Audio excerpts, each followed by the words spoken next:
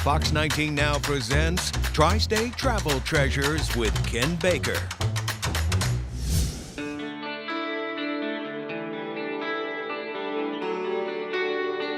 Hey guys, on this episode of Tri-State Travel Treasures, we are in my hometown, Erlanger, Kentucky, at the Erlanger Depot Museum. This is Melissa. Melissa, I've been here my entire life. I've driven down Dixie Highway. I've seen the train thing. I always call it the train thing. What is this place? A lot of people say that. It's definitely a hidden treasure in Erlanger.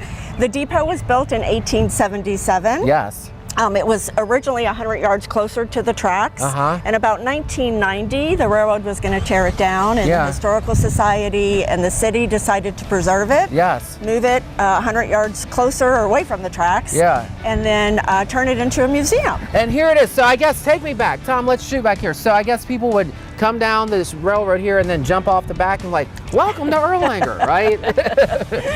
Yeah, the train would stop. It was closer.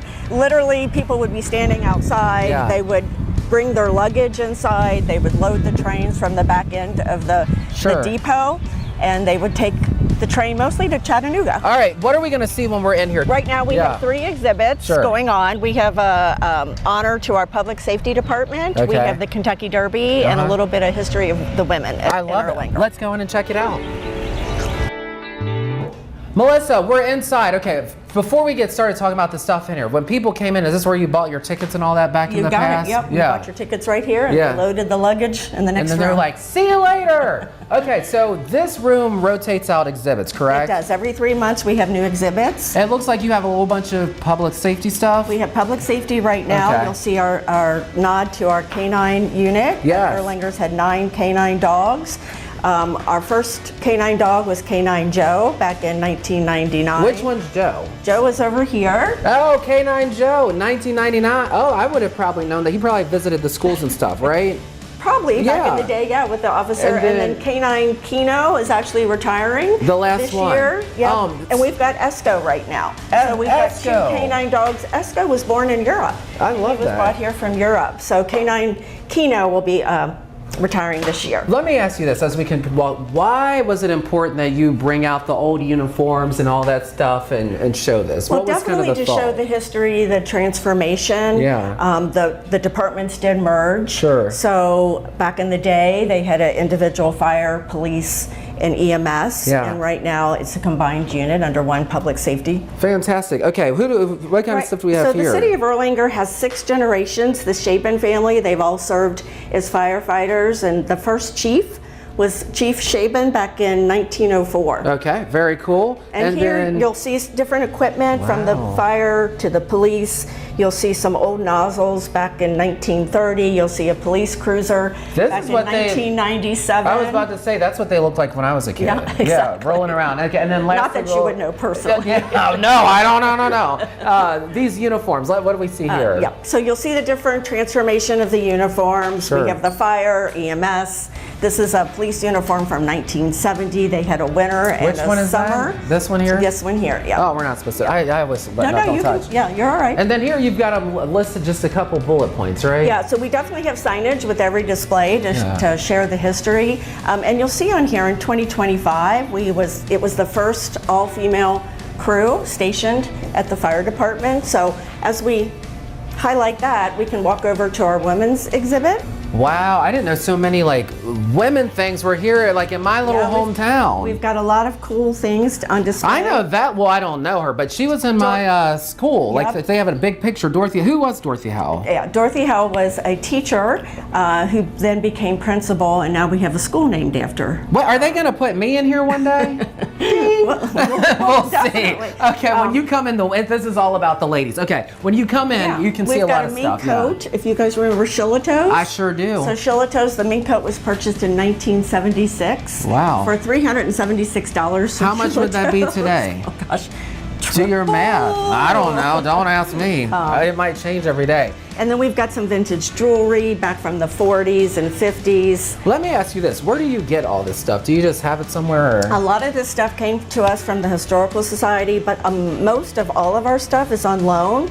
So we're always interested in anybody who's got artifacts or a collection in their basements, who has something old, who would love to loan it to the museum for our exhibits.